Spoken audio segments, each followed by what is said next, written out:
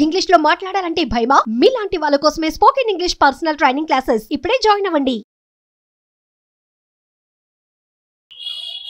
Hello అండి అందరికి. మీరు చూసారు కదా, వచ్చారు కదా, తీసుకోలేదు కదా, తినలేదు కదా. యాక్చువల్గా ఏమైందంటే మ్యాటర్, నేను ఒక వెడ్డింగ్ అటెండ్ అయ్యాను రీసెంట్గా, మా కజిన్ది. అక్కడ అందరూ ఇలాంటి సెంటెన్సెస్ యూజ్ చేస్తున్నారు. మనం బేసిక్గా ఇలాంటి సెంటెన్సెస్ బాగానే వాడుతూ ఉంటాం. వచ్చావు కదా, చూసావు కదా, వినలేదు కదా, తినలేదు కదా, ఇలా. మరి అలాంటి ఒక కాన్సెప్ట్ టీచ్ చేస్తే ఎలా ఉంటుందనో ఒక థాట్ వచ్చిందనమాట. మనకు కాన్సెప్ట్స్ అన్ని పిక్ చేసుకునేది అలా రియల్ టైంలోంచేగా. అందుకే ఈ కాన్సెప్ట్ ఈరోజు మీకోసం. యాక్చువల్గా ఏమంటూ ఉంటారంటే, వచ్చావు కదా, చూసావు కదా, తిన్నావు కదా, ఇట్లాంటివన్నీ చెప్పాలంటే you came no or you came నా అంటూ ఉంటాం. అవునా కాదా? మీరు విన్నారా లేదా చెప్పండి. I told you no, you came no, you ate no, you saw నా. ఇలా అస్సలు అట్లా అనకూడదు తెలుసా. మనం చక్కగా తెలుగు మాట్లాడినా బాగుంటుంది, బట్ ఇంగ్లీష్లో అలా అనొద్దు. Because we have some standard way to say that.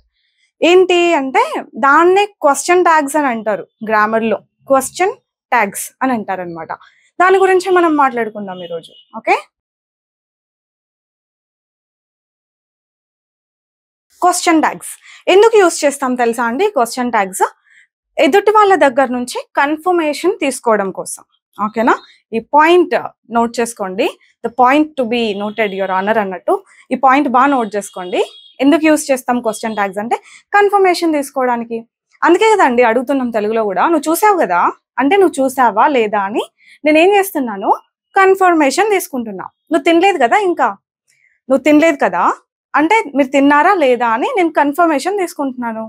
నువ్వు ఇంకా రెడీ అవ్వలేదు కదా, అట్లా రెడీ అయ్యారా లేదా అని కన్ఫర్మేషన్ తీసుకుంటున్నాను. సో మనం ఈ క్వశ్చన్ ట్యాగ్స్ ని ఎదుటి వాళ్ళ దగ్గర నుంచి కన్ఫర్మేషనో క్లారిఫికేషనో కోసం అడుగుతాం అనమాట. ఇప్పుడు దీంట్లో ఒక చిన్న ట్విస్ట్ ఏంటంటే, మనకి సెంటెన్స్ పాజిటివ్ లో ఉందంటే ట్యాగ్ నెగటివ్ లో ఉండాలి. ఈ పాయింట్ కూడా నోట్ చేసుకోవాలంటే క్వశ్చన్ ట్యాగ్ నెగటివ్ లో ఉండాలి సెంటెన్స్ పాజిటివ్ లో ఉన్నప్పుడు. ఇలాంటి థియరీ నేను ఎంత చెప్పినా కూడా అర్థం కాదు ఒక సెంటెన్స్ చూసేంత వరకు. చూడండి, నువ్వు తిన్నావు, నువ్వు తిన్నావు అని ఎలా అంటాం? యు ఏట్ కదా అనాలంటే నో నా కాకుండా ట్యాగ్ యూజ్ చేయాలి. ఇప్పుడు ఈ సెంటెన్స్ ఏ టెన్స్ లో ఉంది? పాస్ట్ టెన్స్ లో ఉంది కదా. సో ట్యాగ్ మనం డిడ్ తీసుకుంటాం.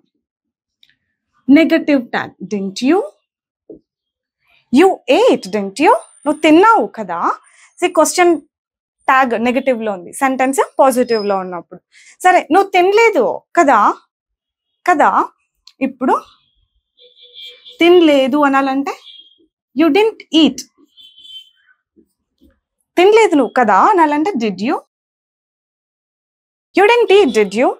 ఇవి పర్ఫెక్ట్ గా మాట్లాడాలంటే ఇట్లానే మాట్లాడాలి. కానీ నేను ఇన్ని గుర్తుపెట్టుకోలేమనుకున్న వాళ్ళకి లాస్ట్ లో ఒక చిన్న టిప్ చెప్తా.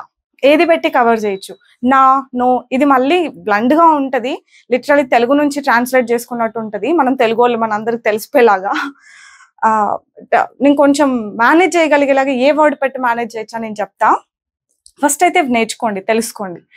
మన సెంటెన్సెస్ లో V2 ఉందనుకోండి, V2 ఉందనుకోండి, మనం ట్యాగ్ డిడ్తో పెట్టాలి. ఇటు పక్కన ఆల్రెడీ తెలిసిపోతుంది. సో డిడ్డే ఉంది కాబట్టి డిడ్తోనే ట్యాగ్ ఉంటుంది. అదే సెంటెన్సెస్ లో డోంట్ లేదంటే V1 ఆర్ V5 ఉందనుకోండి, అప్పుడు డోంట్ డజంట్ వస్తుంది. చూడండి, షీ ఈట్స్ లడ్డు, ఆమె లడ్డు తింటది కదా. ఎవరో ఒక ఆవిడ లడ్డు వద్దు, ఆమెకు వద్దులే అంటే తింటది కదా, ఆమె తింటది కదా అని అనాలంటే షీ ఈట్స్ లడ్డు. ఇప్పుడు షీకి ఏమొస్తుంది? మామూలుగా డస్ కదా క్వశ్చన్ అడగాలంటే. So she eats laddu, doesn't she. Sentence ఏమిట్లో ఉంది? పాజిటివ్ లో ఉంది, రైట్? అందుకని నెగటివ్ ట్యాగ్. V5 ఉంది అంటే గనక మనం డస్ తో ట్యాగ్ పెట్టాలి.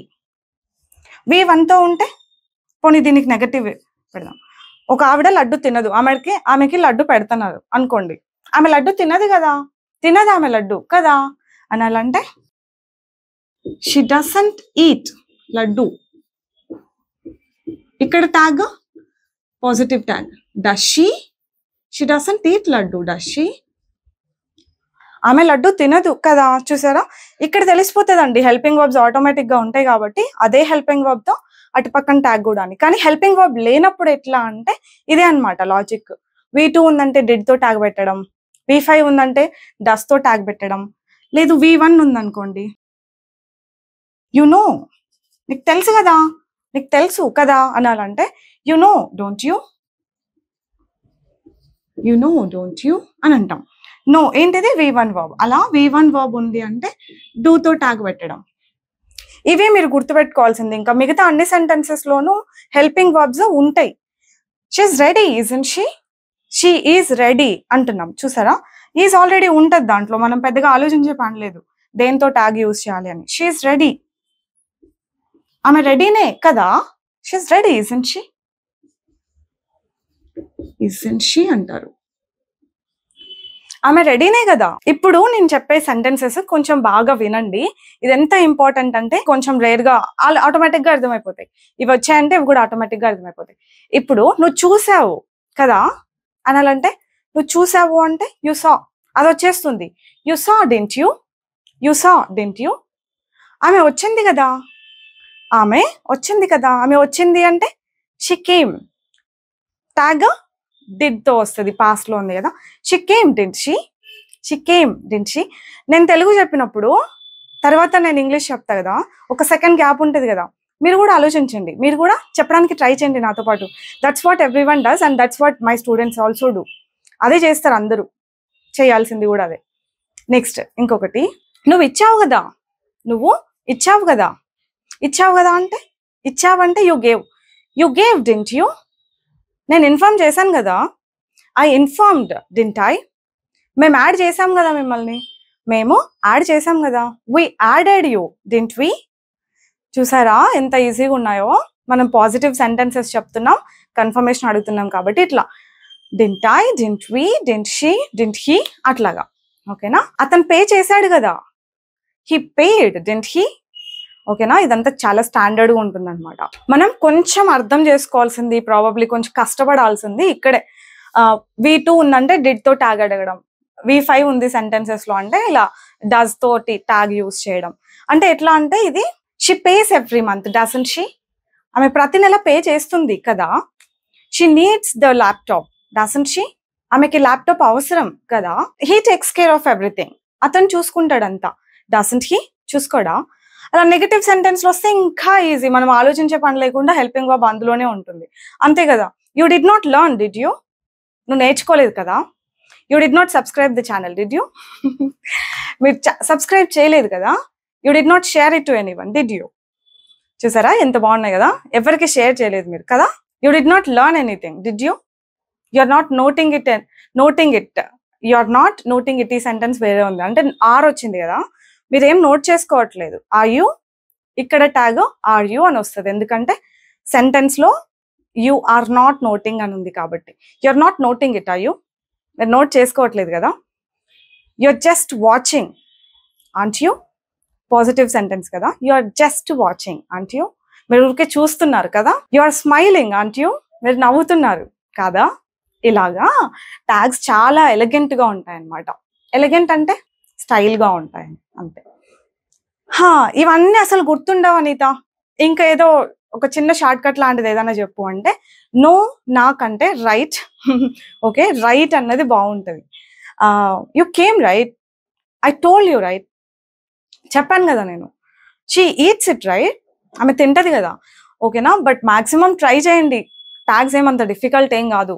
ఫస్ట్ టైం వింటే డిఫికల్ట్, సెకండ్ టైం వింటే డిఫికల్ట్, ప్రాక్టీస్ చేస్తే ఏమంత డిఫికల్ట్గా అనిపించదు. దిస్ ఇస్ ఇట్ అండి. ఏం వాడతారు ట్యాగ్స్ రానప్పుడు? రైట్ అన్న వర్డ్ వాడండి తప్ప నో నా ఇంకెప్పటి నుంచి వదిలేసేయండి, స్కిప్ చేసేసేయండి. ఓకేనా. That's it for today. Probably I'll see you with some other new concept next time. Bye bye. Take care.